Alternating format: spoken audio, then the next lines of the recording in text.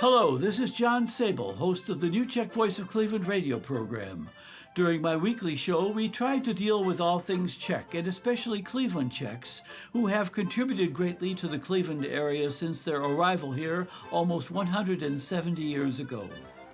The following video, presented and narrated by Carolyn Huber, discusses the significance of the Marionette collection at Bohemian National Hall and their historical use to develop language, education, and entertainment in Central Europe. This presentation is done in conjunction with the 125th anniversary of Bohemian National Hall in Cleveland, a cultural center for Cleveland's Czech community. Here's Carolyn Huber. Hi, my name is Carolyn Huber, and I'm a member of Sokol Greater Cleveland. The museum is part of the Czech Cultural Center here. Our building was built 125 years ago next November. Today I want to speak to you about our marionettes. Obviously, the marionettes predate the building. Czech marionettes are world famous, and there's a national puppeteer marionette museum in Prague.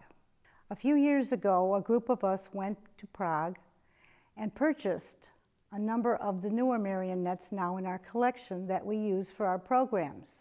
Today, I'd like to show you some of our ancient ones. The ancient ones predate the building and were carved from linden wood. Czech marionettes were world famous even before the Habsburgs. Marionettes date back all the way to ancient Egypt and Greece. We have several collections of marionettes. These go back not quite to the 16th century, but at that time, the Czech lands were taken over by the Austro-Hungarian Empire. The Czech language and culture were disbanded by the empire. Actually, that was a good move for the Austrians because all business was transacted in their Austro-Germanic language, and it discouraged patriotism by the lands that they conquered. But the Czechs were clever. They used the Czech language for patriotism and culture with marionette plays. The empire thought that marionette plays were for children and they didn't pay any attention to it. But the Czech language survived. And today we still do marionette theater. In our collection, we have a number of marionettes that reflect the types of programs that they presented in medieval Europe.